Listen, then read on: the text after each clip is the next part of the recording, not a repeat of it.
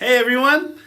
I'm so glad to be able to bring the message to you guys today. So, I'm Pastor Mike, and I'm the youth pastor over at Island Family Christian Church. And so, when Landon and them asked me to if I could help out with this series, I was like, I am so down. So, here we are. And so, before we get any deeper, let me just open this up in prayer and then we'll go from there, right? So now let us pray. Lord Jesus, I thank you for the opportunity to bring your word. I pray, Lord, that your words be spoken and that every heart hears what it needs to hear to grow more in you. Lord, I lift all this in your name, Lord, I pray. Amen. Hi, y'all. So I was thinking about a story the other day. I went to 31 Flavors. Okay, yeah, that's right. I don't know if you would call it 31 Flavors. That's just what my cousins called it, but you would probably know it more better as Baskin Robbins. So I went to Baskin Robbins the other day, and I had a friend with me, all right? So I'm not going to say who, just for, confidential purposes. So we'll just say friend.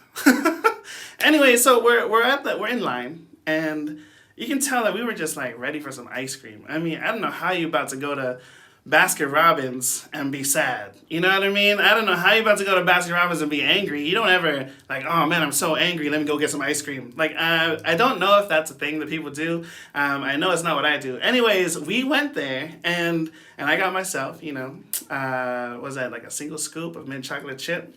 To all my friends out there who like mint chocolate chip, you good? You blessed? Maybe it was a mint chocolate chip milkshake, maybe. I'm not too sure. But anyways, my friend goes and orders a sundae.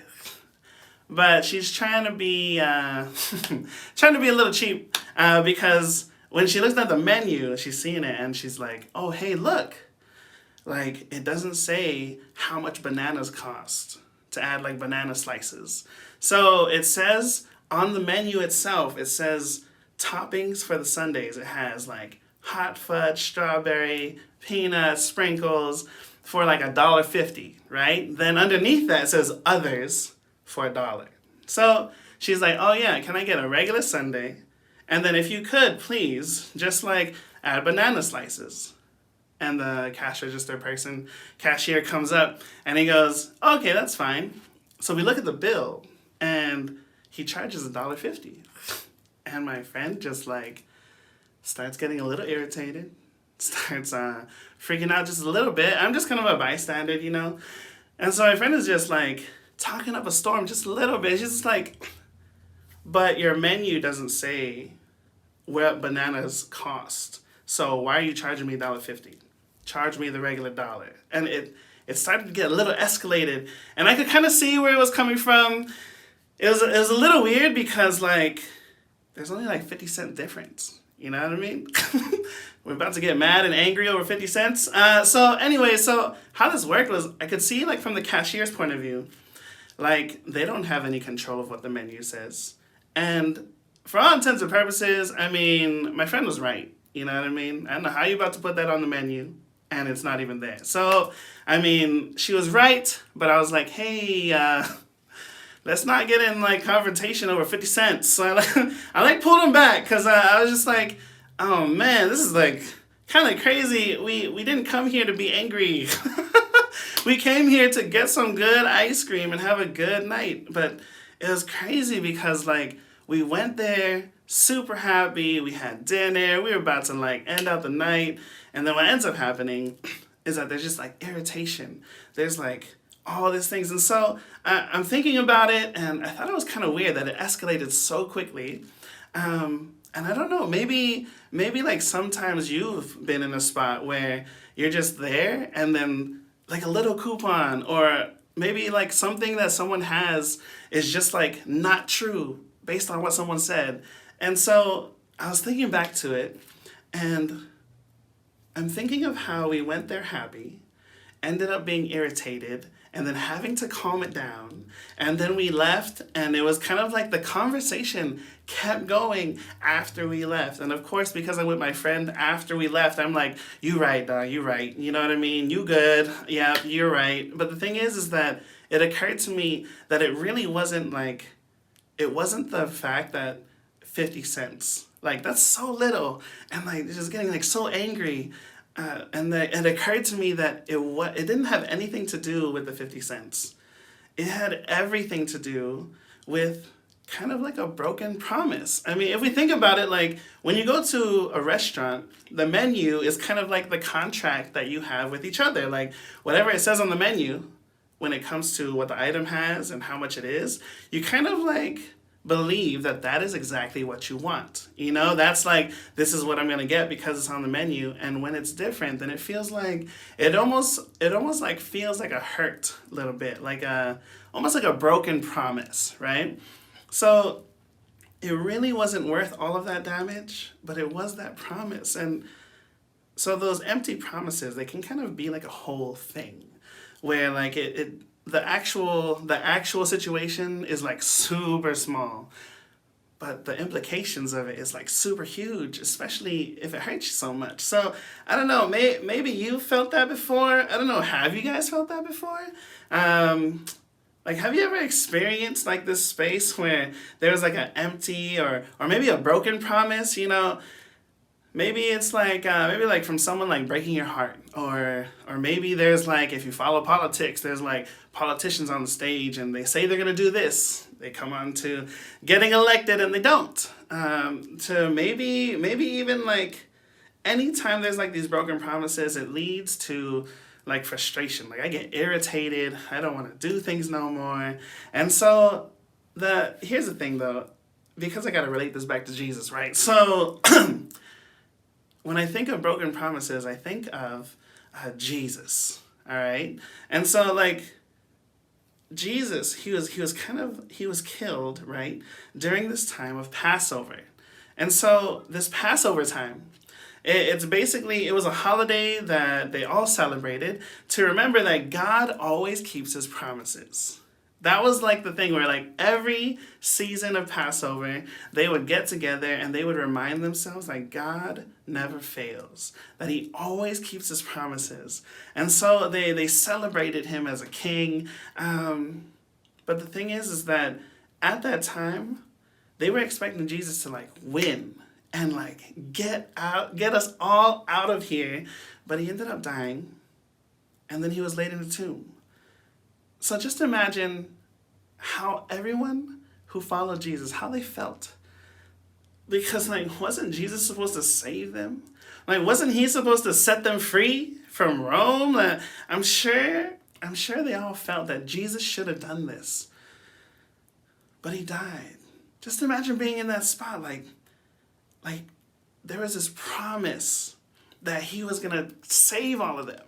And he died. But what seems like a broken promise, it was actually a setup for something super amazing.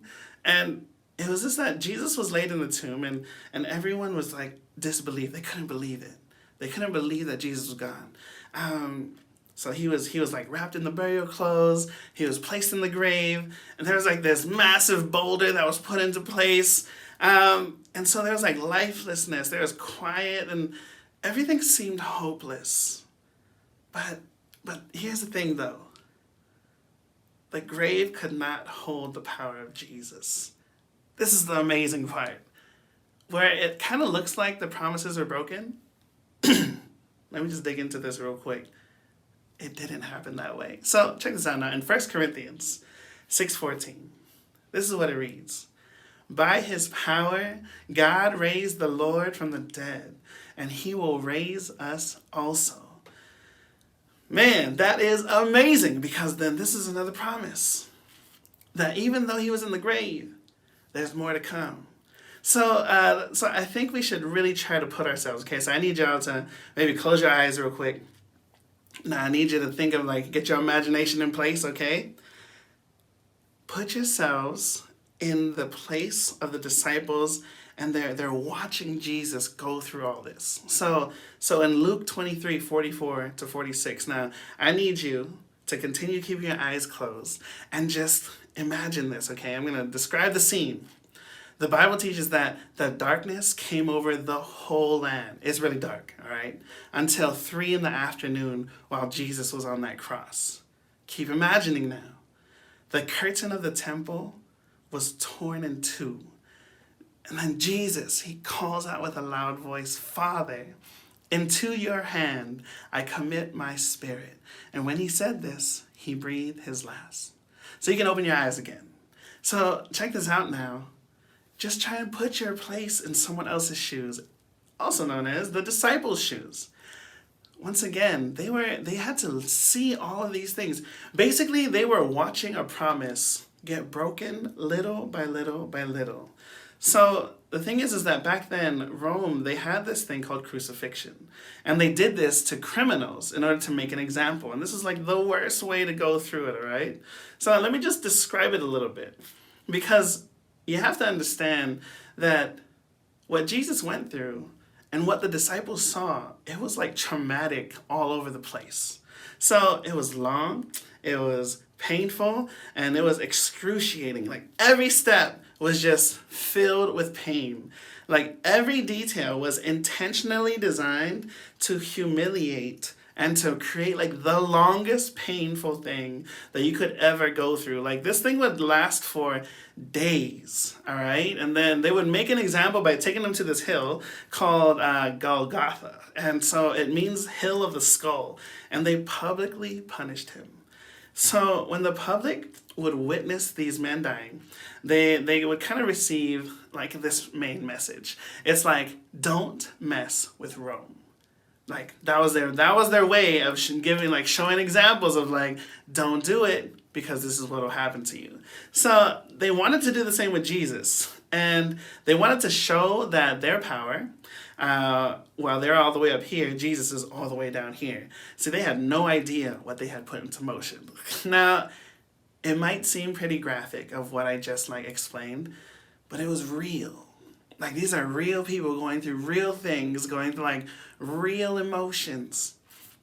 But here's the thing. He felt pain. Yes, Jesus took that last breath. And the thing is that the tomb was eventually empty because 3 days later he rose from the dead. And so that is something that is crazy to me, all right? That all of the disciples, they think all their promises, everything is left off to the side, but here they are. And they're like, wait a minute. What does this have to do with the empty tomb? What in the world? So 3 days later, Jesus opened his eyes, took a breath, and he walked out of the tomb. My face doesn't show it. Maybe it is. I'm not too sure. But the thing is that this is the dopest part of Jesus, okay? This is the dopest part about Christianity, that Jesus rose from the dead, that he was put into the tomb and he was raised, because this is something that separates Christianity from everything else. No matter what other religion you look to, they all have a single person that kind of founded and that they believe and put their belief in. They all died, but not Jesus. Okay, my bad. He did die. But here's the thing. He rose from the dead, meaning that there is more to life than what is around us. That we have Jesus who rose from the dead. And so he defeated the death, and God won the war. So the thing is here is that when I think of everything that God has for us, that he has this way of, it looks like the promises are broken, but it's not. It's just that these promises are not being fulfilled the way we expected it. You know what I'm saying? There's expectations that everybody else had, but he did it in a way that was super crazy. So then when I think about this is a point that I need y'all to think of, okay? That there's a simple phrase. It reveals to us the supernatural truth about death. And this is the first point, right? It's that death is just a doorway. That it's just a way to get to Jesus. So Jesus knew that he would be reunited with his Father once his heart stopped beating. It's crazy because he knew that this was going to happen. He knew he was going to go through all that pain, and yet he still did it. Now, there was that empty tomb that led to more life to happen. So through the power of Jesus, right, our last breath here, it leads to our first shout in heaven. Like there's more to this life that leads to more life. So we can experience peace in everything that happens here, even in death. So here's the thing. The second point. The resurrection, it represents God's promise to you. Right? Let me say it one more time, right? The resurrection represents God's promise to you. The resurrection isn't just the story of Jesus. It's our story too. See, Paul teaches, right, in 1 Corinthians, he says that we're a part of his promises, that we actually get to participate in the resurrection of Jesus. And it's not just proof of life after death, it's an invitation. Like he's inviting us to experience life after death. There was hope beyond the tomb of Jesus. Like there's hope beyond the grave. And the thing is that there's hope beyond this life. Now, I say all of these things only because the tomb couldn't hold Jesus, so death can't hold you down. And this is the greatest promise in human history. It's that the empty tomb leads to a full life.